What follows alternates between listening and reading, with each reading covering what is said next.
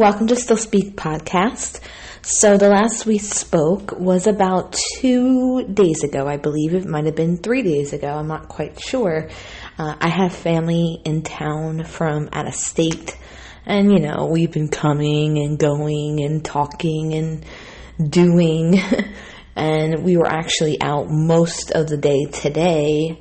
But when we got back, as several of them were watching a movie, I was able to get caught up and I threw some notes together. So first I want to address something that happened in the comments section of my last video. I was taken completely off guard by the comment, and it was based upon something that I had said in the video.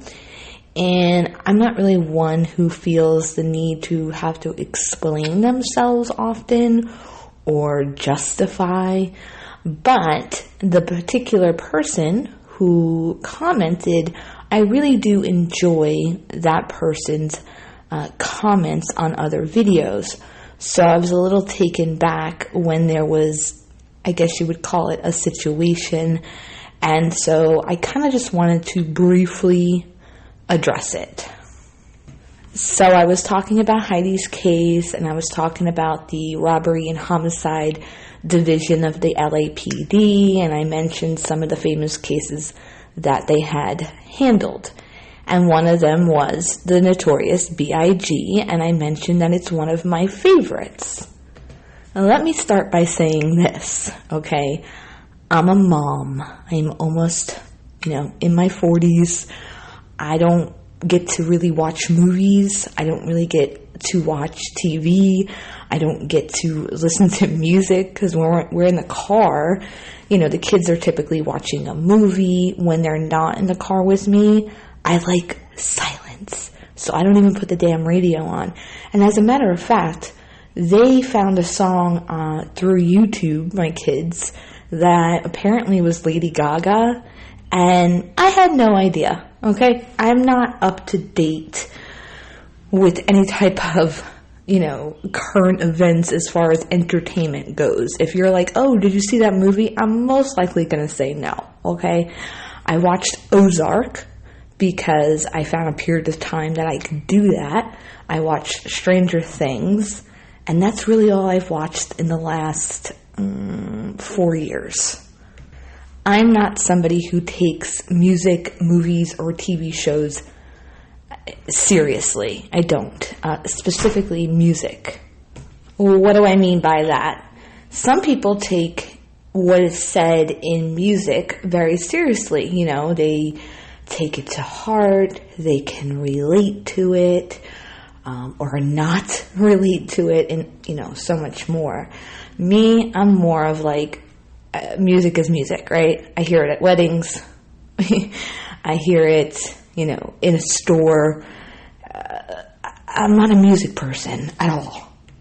And when I made that comment, okay, and I shared an opinion of a rapper who's been dead freaking forever, it's not that I currently listen to him, okay? I have not listened to him in probably 15 years plus, more likely 20 years. And yeah, have I been at a party, for an event or a wedding and heard the songs? Yeah. Did I sing along? Yeah.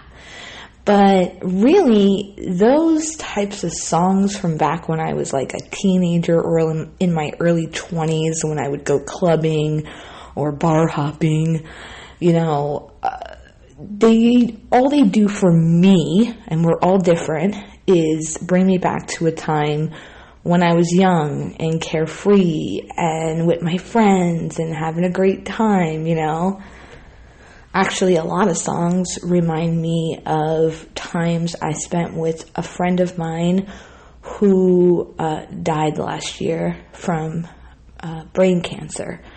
So it's like a feel-good feeling when I hear a song from my past. I don't say, oh, these lyrics. That's not for who I am, okay? And we're all different, as I said. And let's be real. I mean, I like the song, I like big butts, and I cannot lie. Obviously, I don't like big butts, and I'm not some man who wants to have sex with women with giant asses.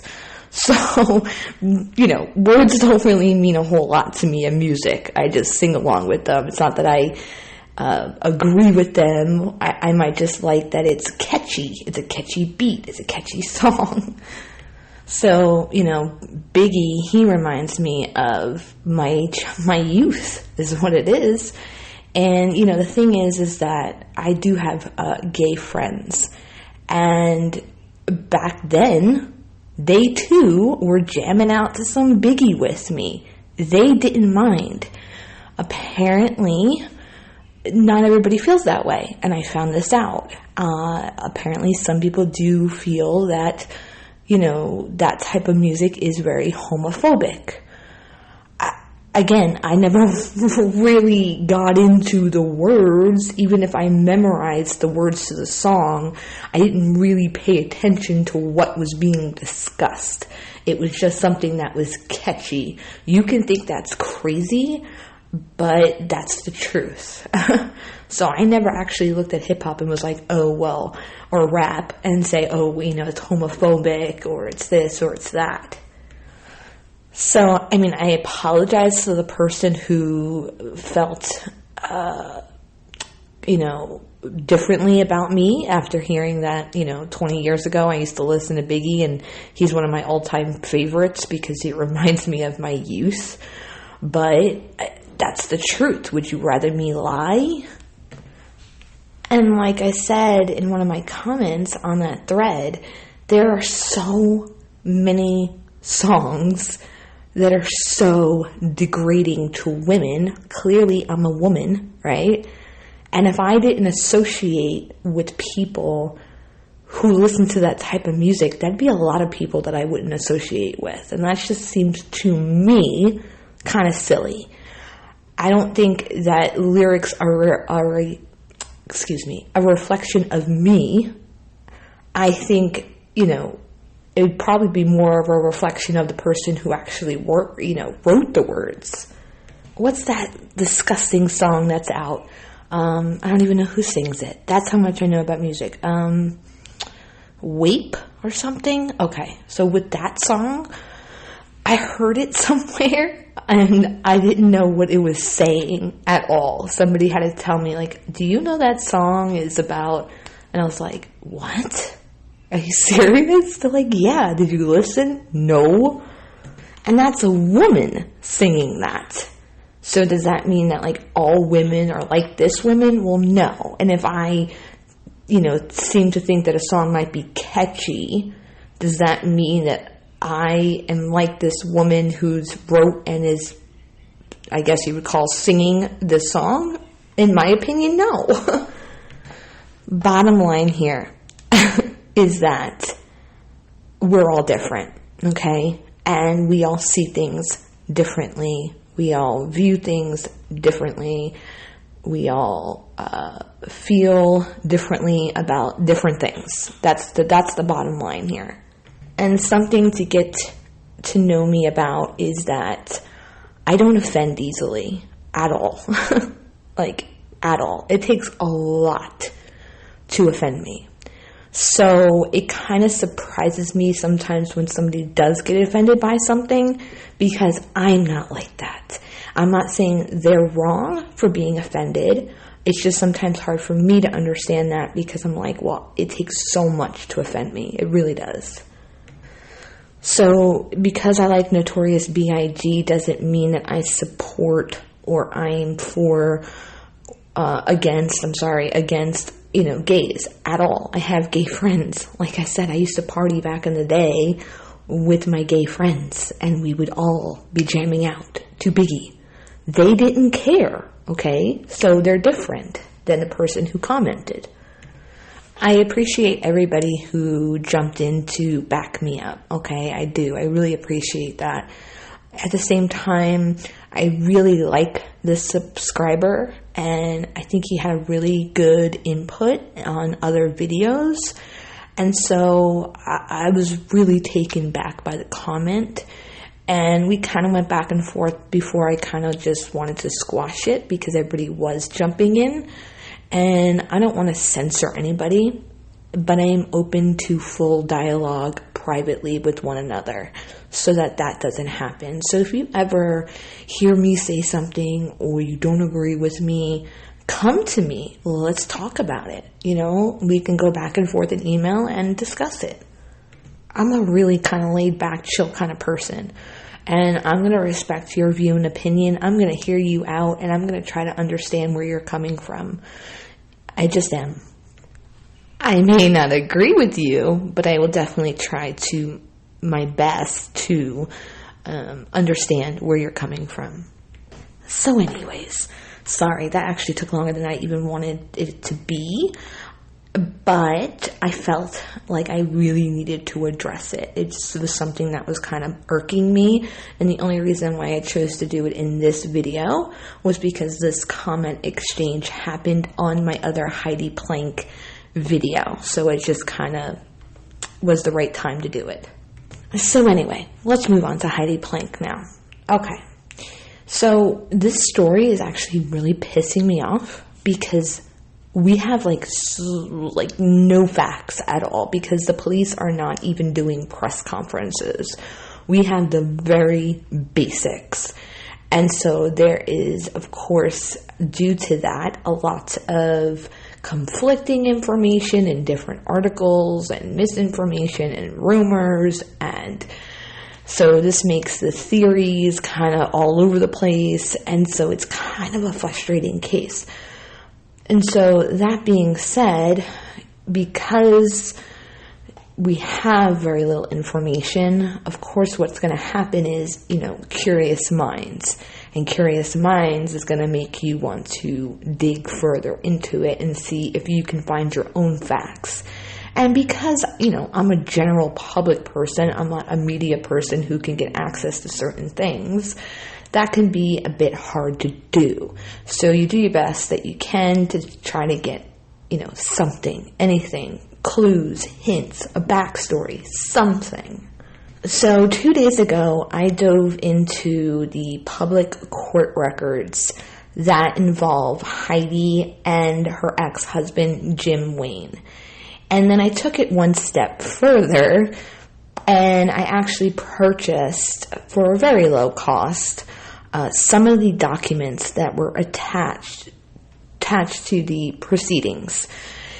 And they had 2 small claims court things, and then they have a whole custody thing dating way back to 2012, which makes sense because that's when they allegedly divorced, was 9 years ago.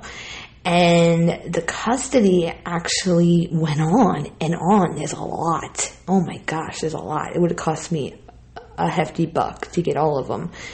But it went on until August, late August. And then there's a break from late August of this year until Jim Wayne files for temporary custody, so temporary full custody. And he did that after Heidi went missing. And I know that can be really alarming to people, like, why would he do that if she's just missing? Well, first, it's temporary, okay? And the second thing is, if they had 50-50 custody, he might want to be able to make all the decisions while she's, missing. And sometimes when you're in a custody situation, there are certain things you can't do unless both parents agree to that. So is it a red flag? I wouldn't say alone it's a red flag. You would need, of course, other red flags to kind of put together and say, okay, what's going on here, But like I just said, I don't know if I would call this a red flag. I would say this is something of interest. It's something of interest, and then you would need more things of interest before you go, okay, this is, a huge red flag. What's going on with Jimmy boy? So, I've complained about this a lot in other videos, But there's a lot of people on YouTube, and I'm not going to name names because that's not what I'm here to do, and I'm not here to call them out and have drama with them at all. But what they tend to do is they, what's the word I'm going to look for here? They try to deceive. I guess you would use that word. They would try to deceive their viewers into thinking something to get the views. And I saw a couple of channels sharing that back in February of 2021, which was actually February 19th, that Jim filed something against Heidi in their custody battle, where he was claiming that she makes like $30,000 a month, that she bought several Porsches, and she went on exotic vacations and helicopters and private jets, and that she lives in a new construction rental and more. And when you see that, and then you know that Jim Wayne, and we discussed this in another video, said that she made $125,000 a year plus $1,500 a month in bonuses, you're going, okay, well, why back in February were you saying that she made, $30,000 a month and was like basically living like she was, worth $500 million? So when you see it out of context, it's alarming, right? Because you're like, did you lie? I mean, what's going on here? Was she making way more than you said? And if so, why did you lie about it? But then when you go further into the custody battle, you actually get to a point in August, on August 12th of 2021, where Heidi's financials are discussed again. So this is roughly about 6 months later, and there are actual pay stubs that are attached to it. So let's talk about what it says. It says that she works 70 hours a week, that she started at her job on November 1st of 2016. It says that she gets paid $12,133 per month.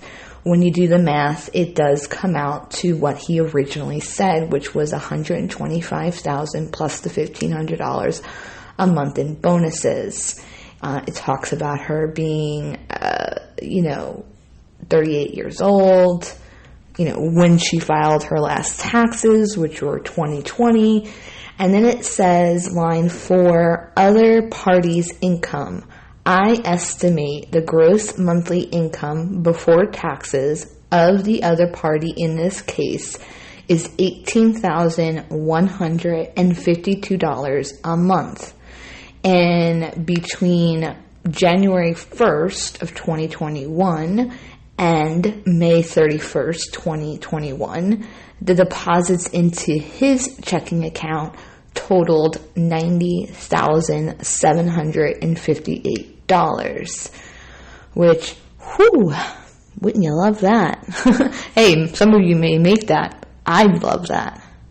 Maybe. I don't know. Sometimes money brings more problems, so who knows? So anyways, and then it talks about that. So $12,133 a month. Okay. Dividends and interest, and then 0.0000. And then it says cash and checking accounts, savings, credit unions, and other deposits. And it says for Heidi, it's $29,625. Stocks, bonds, and other assets I could easily sell is $21,470. And then it says see all other property, personal, $25,000. It says her rent is $6,000, which is something I actually figured when I saw that house. I'm like, it's got to be ridiculous amounts of rent. Homeowner's insurance, $120, or renter's insurance, healthcare costs, $50.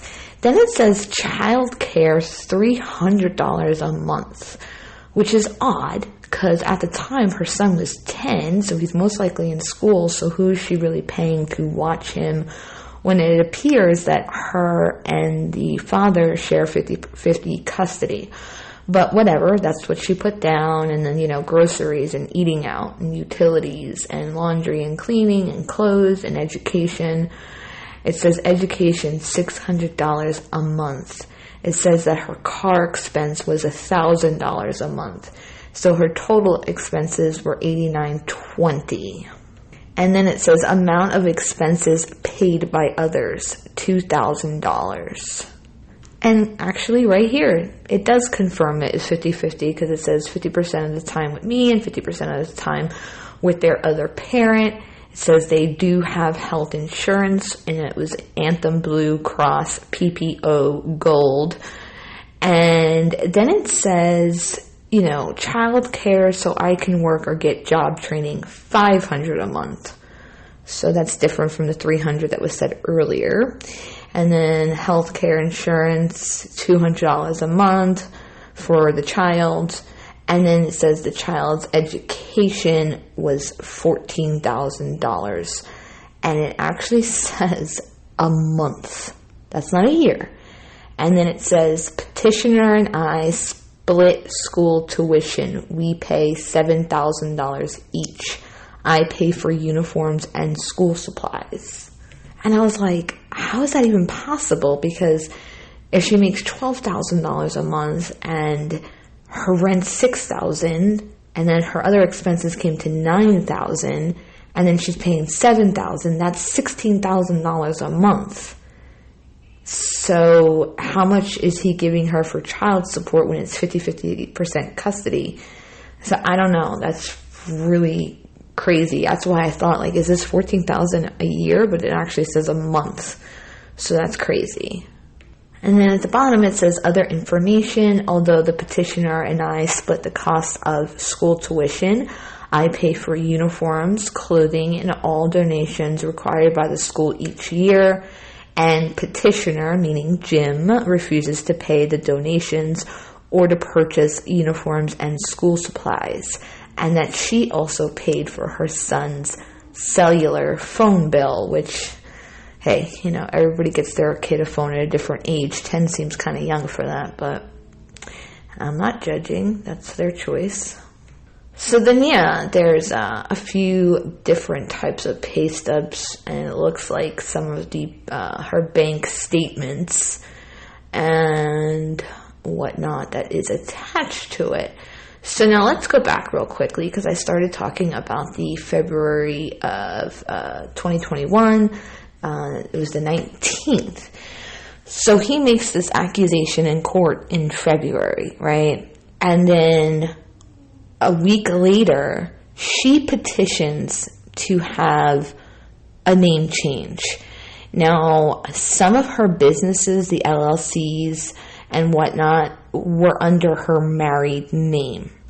So maybe at this point when, he's claiming all these things, she got pissed off and was like, I want nothing to do with him anymore. So she changed his name, her last name finally, who knows. And then fast forward to August, and there was a bunch of different little court motions in between all this, is when she lists out all of what I just read to you and attaches her records, okay?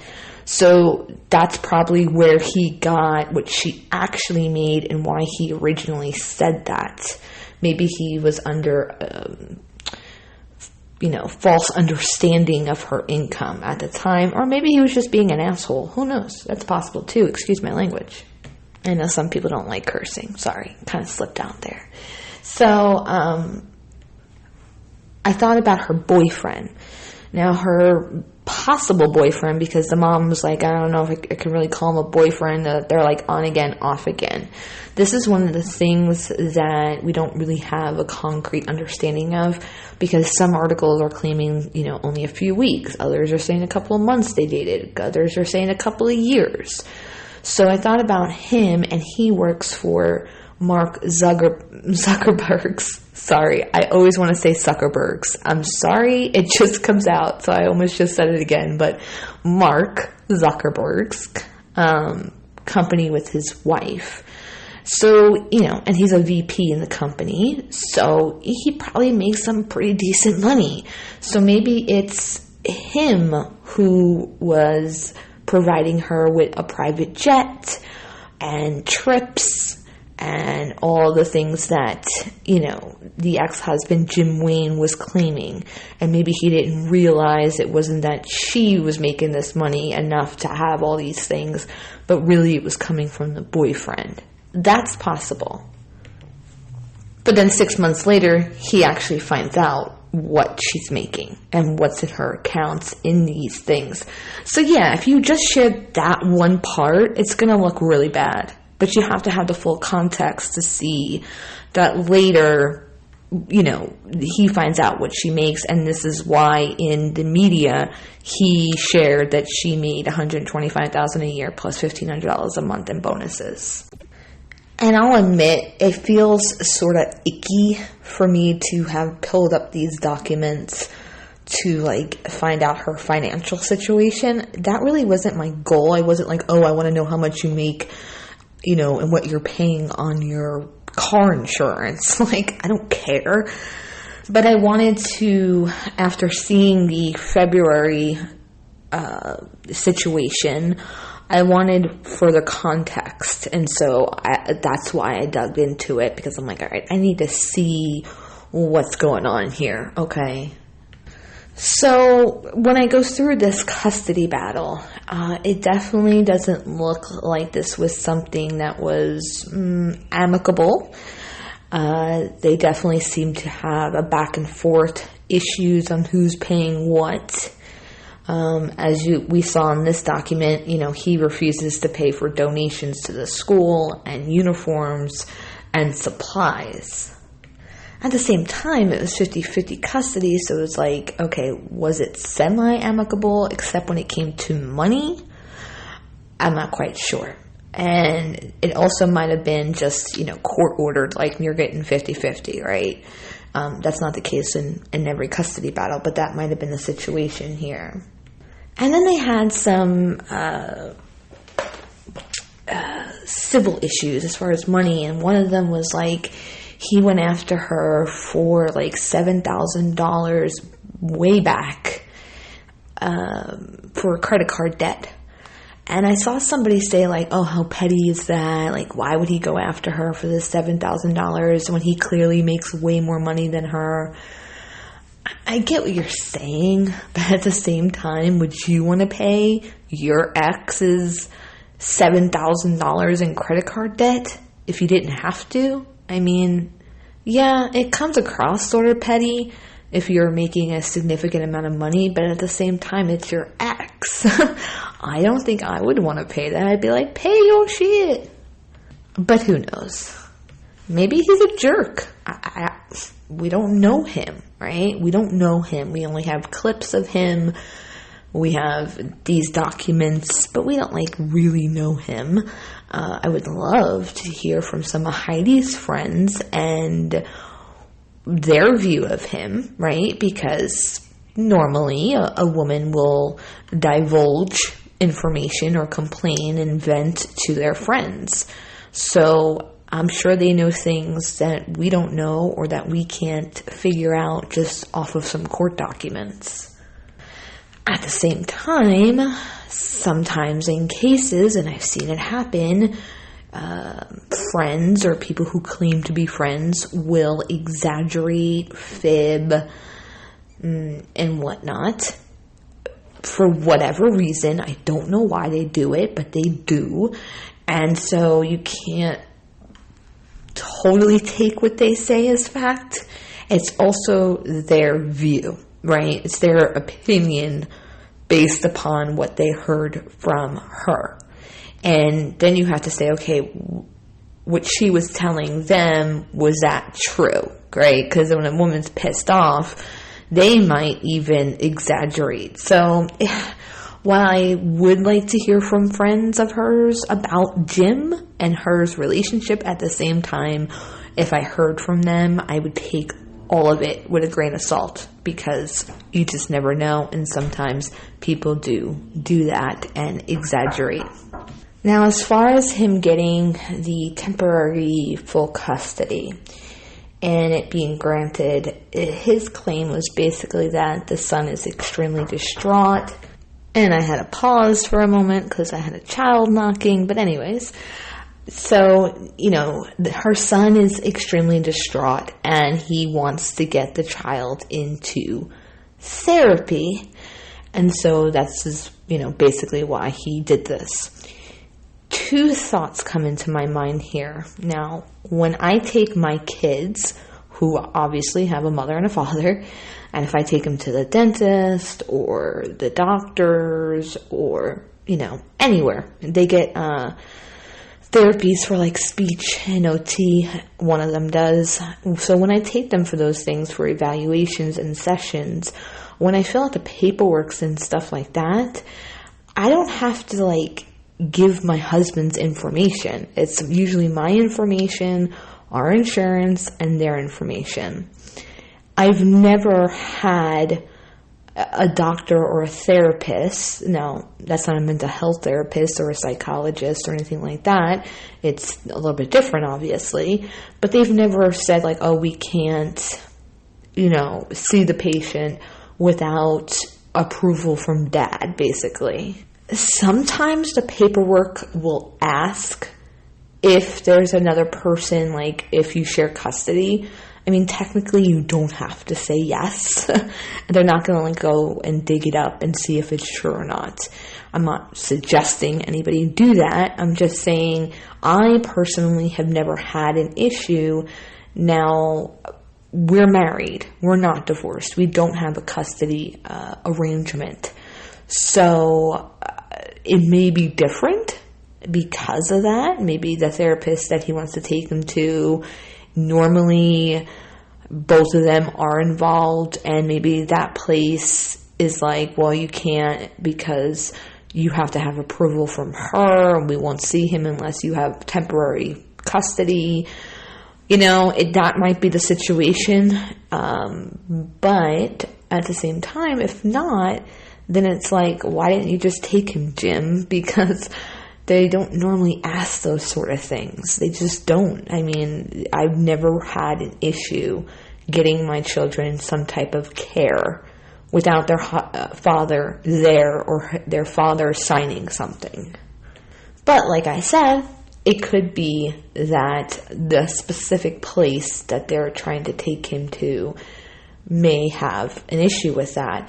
And also, if he's taking them because his mom is missing, that may raise red flags for them to say, well, we can't see him because you guys share custody and clearly she's missing, and maybe somebody gave him the idea of, well, if you get temporary full custody, then we can do it, okay? I'm just going to assume. I'm not going to think the worst here and say that this was his plan and he got rid of Heidi to get full custody of his son. Who knows? It may be, but like I said earlier, we need more than just this to be what are you doing, Jimmy?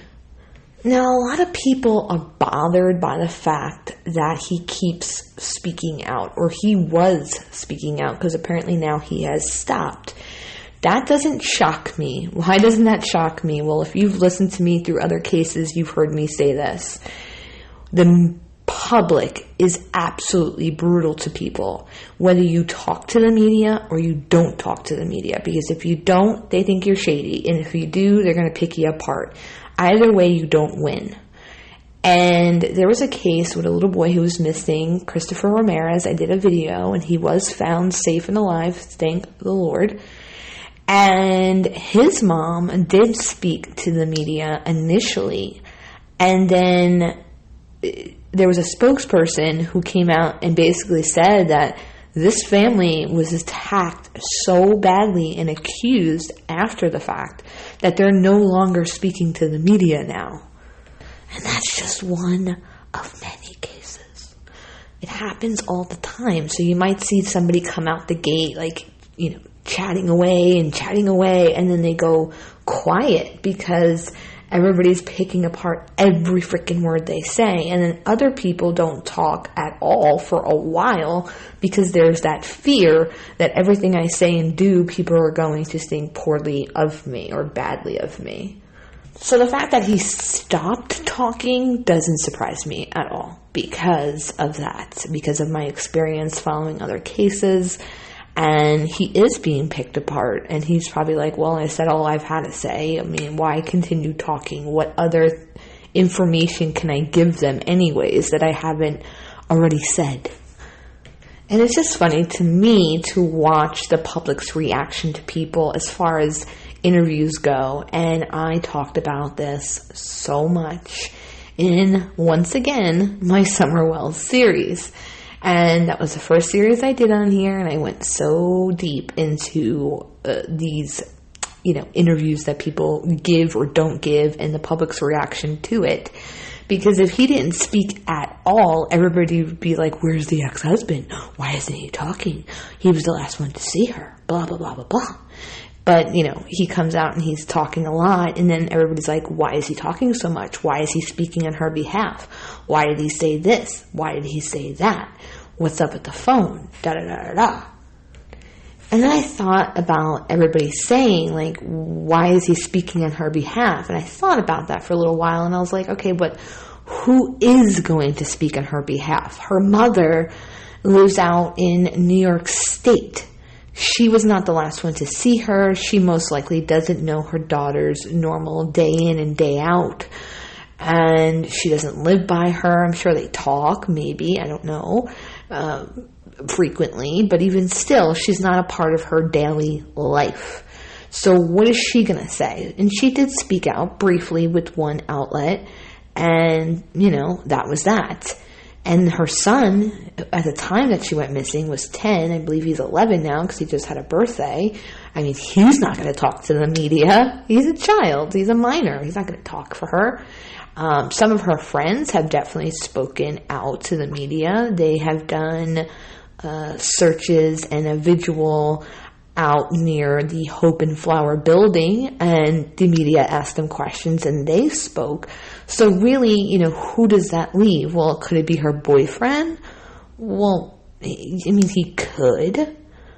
At the same time, were they really serious enough that he would speak up on her behalf or for her, as everybody's saying? I'm not quite sure.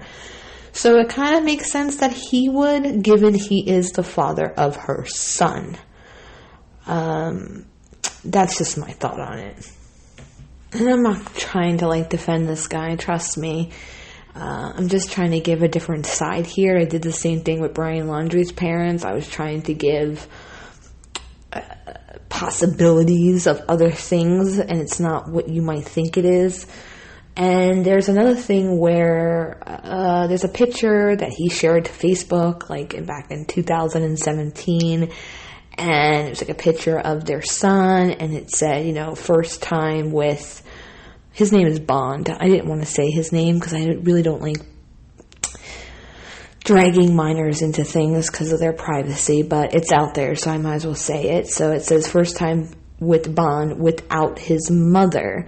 So this was in 2017. People took this wrong too. They didn't like it. They said it was very unsettling that he would say that. I think there's a possibility there that it was an expression of the first time we ever, were alone and I had to care for him without his mother present. I think that's a possibility. Oh, we did it, we spent this time together and it's the first time and we kind of succeeded, so to speak. But again, could it just be that he was being a total jerk? Sure, absolutely it could be. Now, there was also a lot of misinformation and conflicting information about the phones. Some people were saying it was her personal phone that he got. Then other people said her business phone. Then there was people who were saying that she brought a laptop to the game. I don't even know where they got that information from. And I was trying to find some article that had his direct quote rather than repeating it in their own words. And what he said was, I was able to retrieve her business phone from the home on October 20th, which is the day she was reported missing. And he said all of her calls get routed to her personal phone as well. Neither her boss, her boss's wife, her friends, her boyfriend, her landlord have heard from her since we last saw her. So that makes sense. Some people do that. You have a business phone and you have a personal phone, but you connect the two. That way, if you're out, you don't have to bring both phones, and you'll still get certain phone calls. So that's not crazy alarming. And, the reason why this was being discussed was because people were like, well, if it was the personal phone, that means that, maybe she went back to her house after the game, left the phone, and then left again. And I was like, well, that doesn't make a whole lot of sense, because there's security footage of her leaving for the game. If she went back, then there should be footage of her going back and then leaving again. So I just think it was her business phone. It's probably her business phone and her business laptop that was in the home, because then Jim says that he gave the business laptop over to the police. And then he allegedly held onto the phone, but he said he didn't look in the phone for a couple of days. Now, I assume the way he got into the phone is probably from the son. Maybe he knew the code. She probably uses a specific code. They also were married at some point, and some people stick to a certain pin for things for years and years and years. I mean, I do. So, he might have just known it from, she never changed it. She's just using the same pin. And yeah, it could sound a little weird that he held on to it before opening it, but the only thing I can think of with that, and I think I said it in my last video, is that maybe he thought the police were going to also want that phone eventually, and maybe he didn't want to mess with it in the event that they did. And then after a few days of them not asking for it, he was like, you know what, let me get into the phone and see if I can find friends' numbers and her boyfriend's number and reach out to them and see if they've heard from her.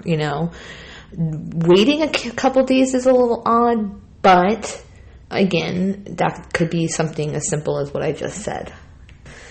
So now what is a little weird to me is when Jim Wayne came out talking about the boss and his possible involvement, and how he talked to the boss's assistant, and that the boss was in the background talking about wanting the laptop. And then the next time they talked, he accused Heidi of embezzling money, and then sent Jim Wayne bank statements that he alleges he didn't look at, and he just gave it to the police that supposedly prove this. And Jim made a comment of basically how dare he accuse her when she's missing of embezzling money.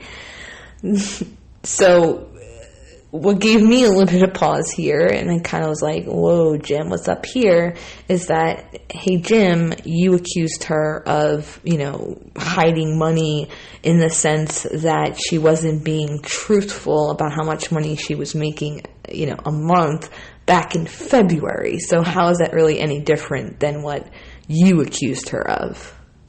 So I can't get around that one. That one's a little shady, because you basically did similar there, Jim. The other thing that was conflicting was initially when footage came out of Jason Sugarman going to Heidi's home, ringing the doorbell, placing down muffins, and then immediately leaving. It was said that it was 2 days after she went missing, but now there's outlets saying it was 2 days prior to her missing. The police haven't said which it is, so we have no freaking idea. Regardless, it's sketchy, whether it's 2 days before or 2 days after that he's going to her home. He rings the doorbell. He doesn't even wait for her to come to the door. He literally, in the video, rings, puts the muffins down, and leaves. It's almost like he knew she wasn't there, or he didn't want to speak to her. Kind of like if somebody's trying to sell something and they'll like leave a flyer on your door and like ring the doorbell, and then like, by the time you get to the door, they're not there. They just want to leave the door hanger on there, you know? So that's strange. Like, why did you go over there to do that? And what's a guy like dropping off muffins to the worker's home? I mean, maybe it's a little weird, but I guess. But 2 days before or 2 days after she goes missing, in the context, it's odd. Now I want to go to Jim Wayne talking about that on October 21st, he got a phone call from SEC asking him what he knew about Heidi's boss, Sugarman. And Jim was like, I don't know how they knew my name. I don't know how they got my number. And now that's a little strange too, but I mean, I can easily look up Heidi's name and his name and find out information about him, like where his salon is, their court records. So they could have done it that way. And, you know, they might be trying to reach out to the people who are in Heidi's life to get information. At the same time, I thought about this a little bit. He had filed her missing on the 20th. Now, police don't normally, with adults, just jump into action unless there's a huge red flag, like the person takes medication or, had to be somewhere specific on a specific day and they didn't show up, and they go to their house and there's like signs of a struggle. Then they typically jump into action, okay? But with adults, their normal thinking is like, it's an adult, right? You can just take off if you want to. It doesn't matter if she has a son. She's still an adult and she can just leave. But they still had to take the report, right, on the 20th. And then there could have been an easy input and search of her name in their database. And they might have come across the fact that she's connected to Jason Sugarman, and maybe an officer or investigator then reached out to SAC and said, hey, this woman who's attached to Jason Sugarman was just reported as missing. And that's when they called Jim, and maybe they got Jim's information as far as his phone number from the LAPD. That's also possible. Now, another thing about Jim that kind of made me go, was that he mentioned he was looking in obits to see if, like, Heidi was in there. I thought that was a little odd. I could see calling hospitals, checking the news to see if there was, like, a car accident or something to that effect. But obits? I don't know. It's a little weird to me. Maybe people do that. I don't know. Maybe he's just trying to check everything. And every video I've done about Heidi, this is now the third one, I then go over theories, because with each video we discuss a little bit more, we have a little bit more information, not necessarily information that's factual, but information nonetheless. And so each time we can go over the possible scenarios and say, okay, does this still seem plausible? Does this still seem like it could be the case, etc.? Okay. So the biggest thing with motive is, why? Why would somebody do something to Heidi? So now let's talk about the ex. Yes, they have this custody issue that's been going on for 9 years. Yes, there was recent things. In February, he's accusing her of making like $30,000 a month and, jet setting and going on exotic vacations and whatnot. But later we find out that, she actually shares her bank information, and he learns that that was not true, or it was proven through that he was full of crap if he was just making it up. And I believe the son just turned 11, because they were saying 10 prior to his birthday. So I don't know if they were saying he was 10 in the sense that he was about to be 10, so they were already saying he was 10, or if he just turned 11. I'm going to go with he's 11, because they divorced 9 years ago, so the custody battle would have happened when he was about 2. Possibly it was 1, I'm not quite sure, but So this means that in, only 7 years, which, come on, years just fly by. It's going to be 2022, for Pete's sake. I can't even believe it. In 7 years, he's an adult. He's no longer a minor, and he won't be paying out whatever it is that he's paying out each month for this child and, his schooling fees, which is astronomical. So we have to say, is it worth it to get rid of her so that you can have your son full time? I mean, people have done that before. But in 7 years, you never have to really even have contact with her. He's an adult, and he can go do what he wants to do, and you're free of anything from her and any payments to her for him. So you can't just wait it out for another 7 years. I mean, he's already 11 years old. And I have a child who's 11, and it feels like he was born yesterday. So again, years fly by. And then you have to think, he's an owner of a hair salon that, he takes celebrity clients. He makes a decent amount of money, and he's obviously well known to be a celebrity hairstylist. So, are you going to risk that for only 7 more years? I mean, again, people do crazy and desperate things, but I don't know. And when did he do something? So that's another thing in this case that we actually don't even know. It's according to him that she came to the game, that she left at halftime, and we really haven't heard that she actually was at the game. And what makes it sketchy is, well, first, let me say this. It could be that she was at this game and not a single person recalls seeing her, right? Because you're paying attention to the game. There's usually a lot of people there and parents. And it's easy, if you're with somebody, to not be paying attention to who you did or did not see. So is it possible that nobody saw her, even though she was there? Yeah, absolutely, right? Jim would know if she was there or not, if he was expecting her to come. And somebody might have seen her and told police that. We just don't know. So we actually don't know even for a fact that the last place she was seen was at this game. That's not a fact yet. That being said, it was her son's game. So you would think that the kid would have noticed her. Although, if he was into his game and paying attention to his game, then he might not even have noticed if she came or not, right? If he was focused. So maybe he didn't see her. I don't know what he has said to the police or even if they've questioned him. But let's just say that she did go, okay? And that she did leave from there.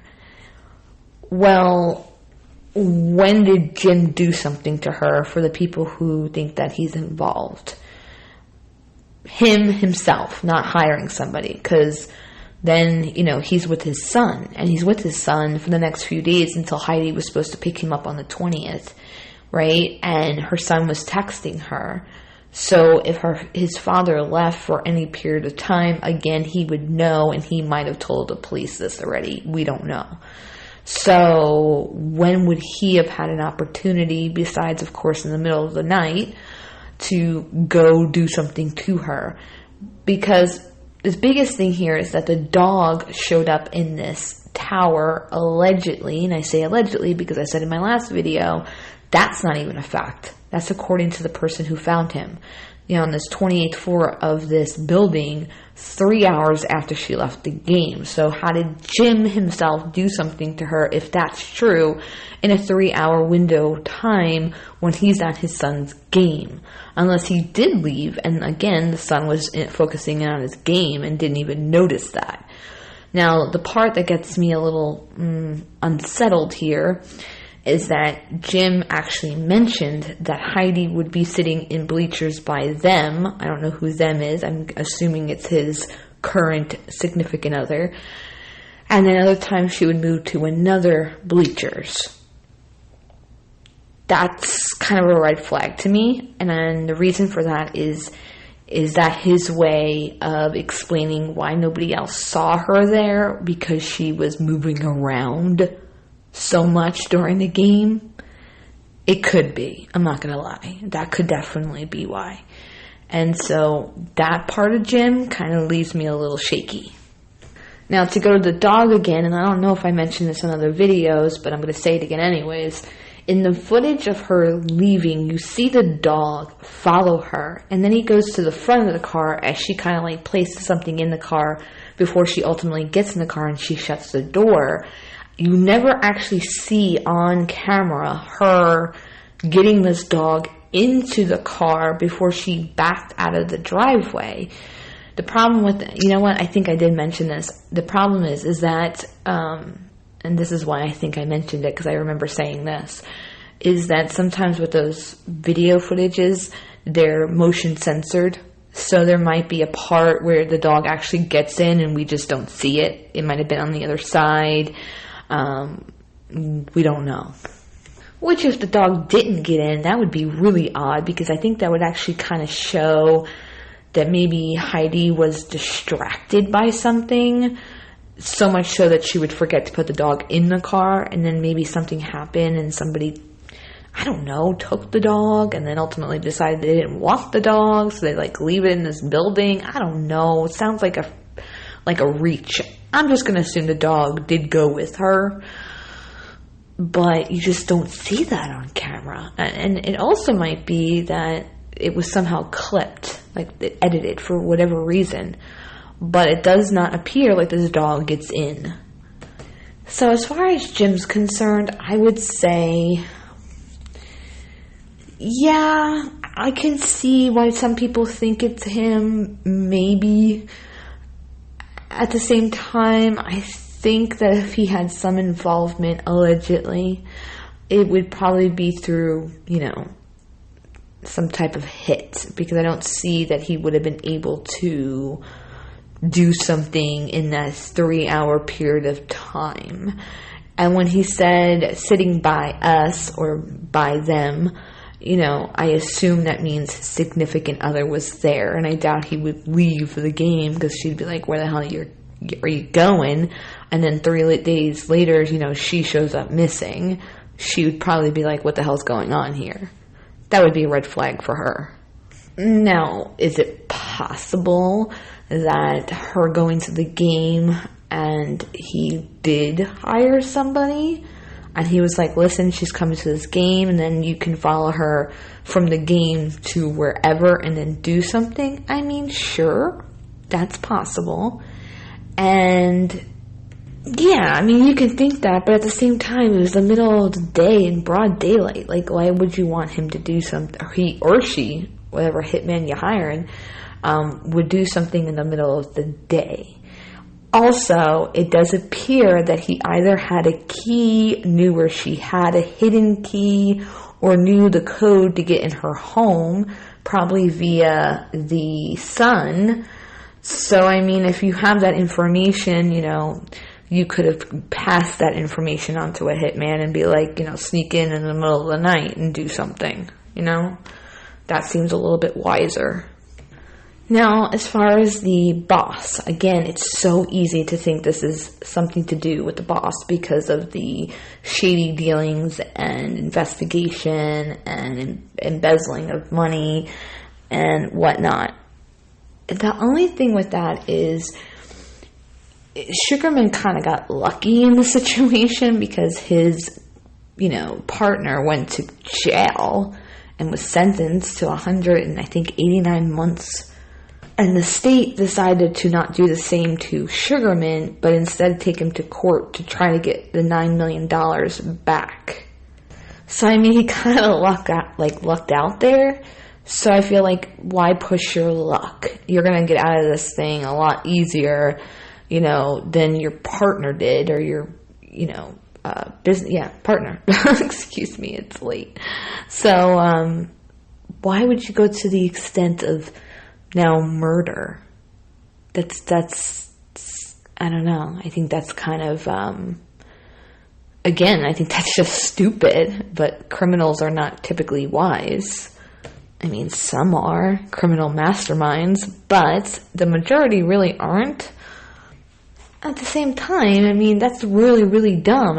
You got out of not going to jail why would you do something that would make you now go to jail, most likely for the rest of your life? And even with her out of the picture, they're still going to investigate you, and they're still going to find what they need, because they're going to follow the money trail. They're going to dig into all these LLCs and the house and everything. And it's 2021. They're going to find out anyways, with or without her. Now, Jim's claim about Sec calling him the day after he filed her missing isn't even a fact. Just because Sec hasn't come out and said, we didn't call him, doesn't mean that they didn't call him. And just because he's saying that they did doesn't mean that's true as well, right? That could be total nonsense for all we know. Although at the same time, why would you say that and risk them coming out and saying, we didn't call you? And they did end up going into Heidi's home on the 29th, 8 days later, with their guns drawn. I don't want to call it a raid because I don't really feel like it was one. But they did have their guns out, so I guess. But I don't know. I think the raid's just not a good word for that. What's also not fact is Jim's claims that he spoke with Sugarman's assistant and that Sugarman seemed more interested in the laptop, and later, accused her of embezzling and allegedly sent him her bank statements, which I don't even know how he would get. But, this was Jim's claim, and he says that he gave it right over to the police.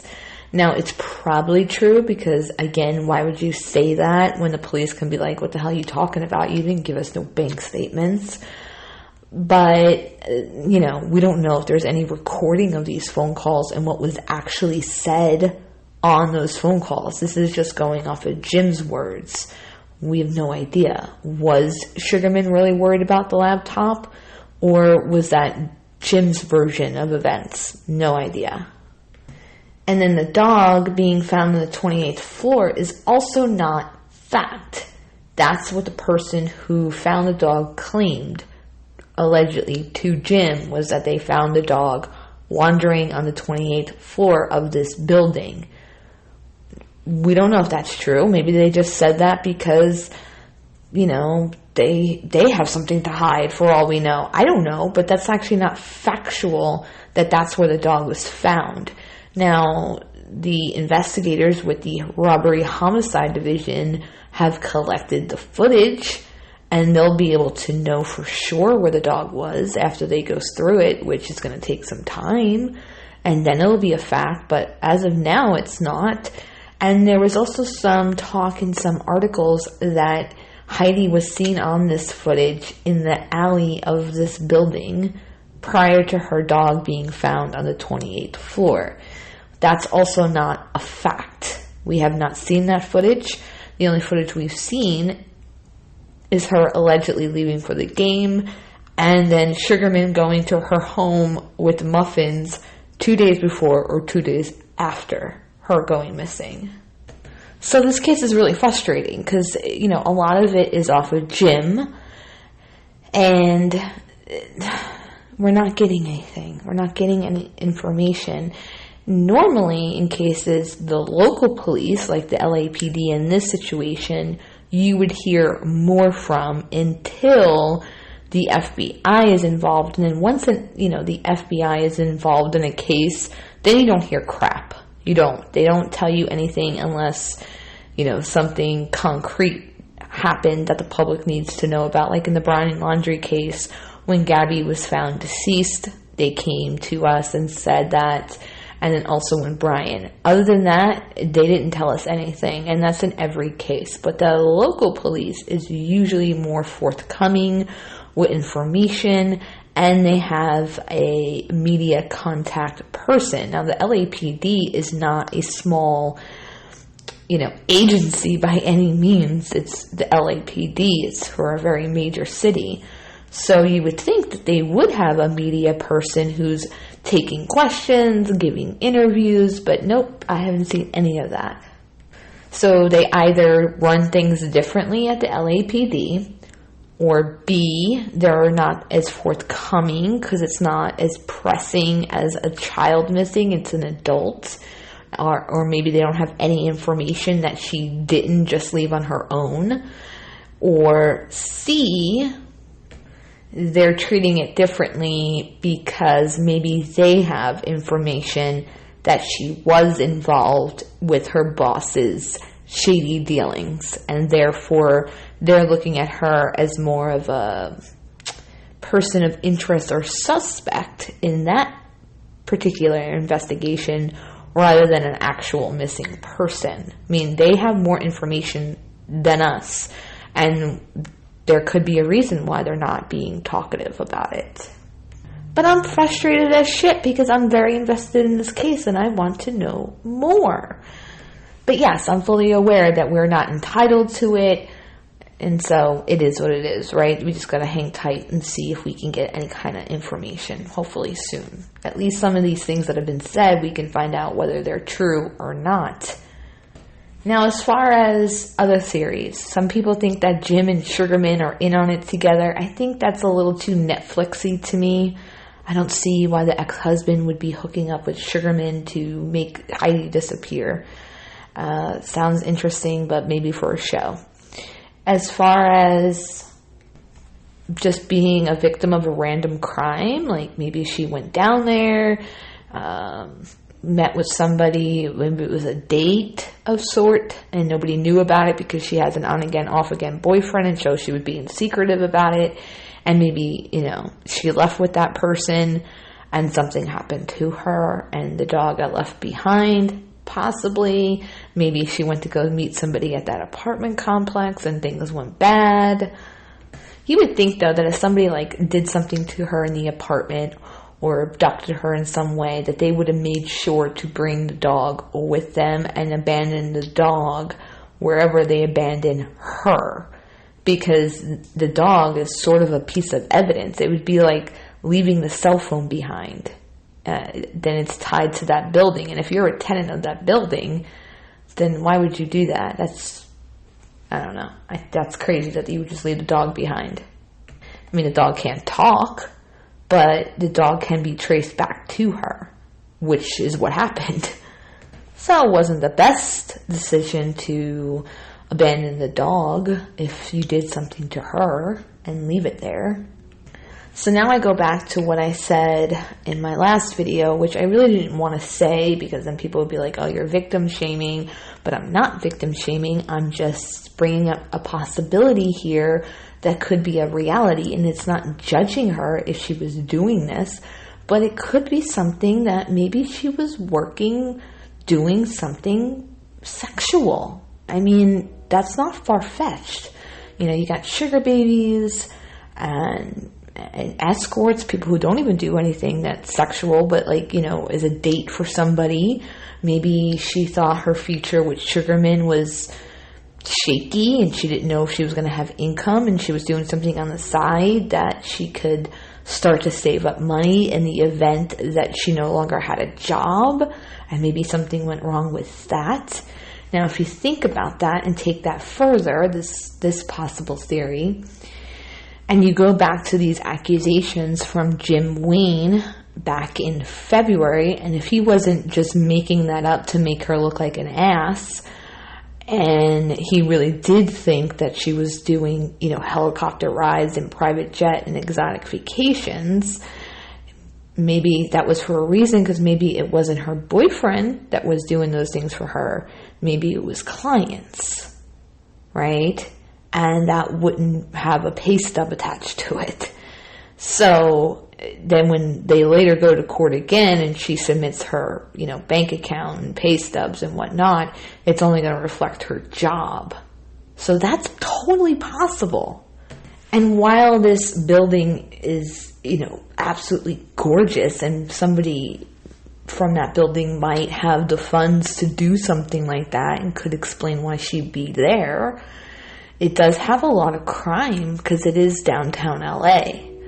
And some of the reviews on the building's Yelp is not great, talking about guns going off and cars being broken into, and, it's a city. There's crimes in the city. And I did look up the crimes in that area, and it's pretty bad. It's not like horrific, but it's pretty bad. At the same time, they have a pretty locked down security system there. So if something happened to her there, for example, if she went to go meet somebody, they're most likely going to be able to see if she, let's say, entered somebody's apartment and then never left that apartment. If they can look at that footage on each floor to see, of course, starting with the floor that the dog was allegedly found on. And I still can't find any connection for Sugarman to this building, and I don't see any connection for Jim to this building. Doesn't mean it doesn't exist, just means I can't find anything that connects them in some way, even if it's like a, very far connection to that building. And then as far as that, she just took off, we already talked about that. I'm still not sold on that. I think that, she, especially given the custody situation and the kind of hard time he's given her through this custody battle, I think that she would probably be like, listen, some things are about to go down. I have to leave for my safety and his safety. You can have all custody of him. Tell him I love him, and I'll make contact at a later date. I think, wouldn't you say that just so that at least your son knows you're okay, and ask them to just be quiet about it? And that would kind of give Jim what he seemed to have wanted, which is to not have to pay probably child support and all that. I don't know. Maybe she wouldn't. Maybe she wouldn't tell, and she would just go. Maybe she didn't trust Jim. Maybe she didn't want her son to know. There's a lot of possibilities here, as you see. At the same time, then, that involves planning. Anytime you take off like that, it involves planning, especially in 2021. So, you can't use your phone. You got to use cash. Where are you going? Where are you staying? Where are you eating? Etc. And I would think that if you were saving up for that kind of escape, that at some point you would remove cash from one of your accounts in a large amount of money, and that would be obviously alarming to police once they look into your bank accounts to be like, she, right before she went missing, withdrew $20,000 in cash, right? That would be a big red flag that maybe she took off. So yeah, what the hell do I believe right now? I don't know, and the reason why I can't hone in on one specific theory is because of the very little facts and the conflicting and misinformation. It's too hard to narrow down to what I believe with very little to go off of. To be honest, at this point, if you more no, choose one. At this point, I would say that it was something along the lines of, she left the game to go meet somebody for an early dinner or something to that effect. Why she would have her dog with her, I don't know, but some people bring their dogs everywhere. If she had her dog with her, because again, I don't even know if the dog got in the damn car. That video's odd. But I think that's a possibility. And then something happened from that point. And maybe this is just a random thing rather than some big elaborate thing with the boss or the ex-husband. I don't know. I don't know what to believe right now. I really don't. Is she connected to a lot of big people? Yeah. Her ex-husband and his connection to the celebrities. And then you got the Sugarman thing, who's connected to Jason Galanis. And Sugarman is actually the son-in-law of Peter Guber, who's the co-owner of the Dodgers, the Golden State Warriors, the Los Angeles Football Club, and the founder of the Mandalay Entertainment. So there's that. And then the on-again, off-again boyfriend works for Zuckerberg. And so, yeah, she's connected to, a lot of big and powerful type of people in the LA area. So it can literally be anything. Okay, that's it for tonight. This is now 1 hour and 15 because I spent 10 minutes explaining that I don't listen to music. So I apologize for that. I know a lot of you are going to be like, you don't have to explain yourself. You didn't have to do that. I get it. I do. Trust me. I'm actually not one to really defend or justify things, but I felt compelled to address this specifically because I do like the person who I was having I wouldn't say problem with. It's more of it was a conflict, and it was weighing on me, so I did want to address it. So thank you for allowing me to do that. And that's it. I have to now go and record an update on the Murdoch case. If you're following my videos on that will be posted soon as well. And until then, I'll see you soon.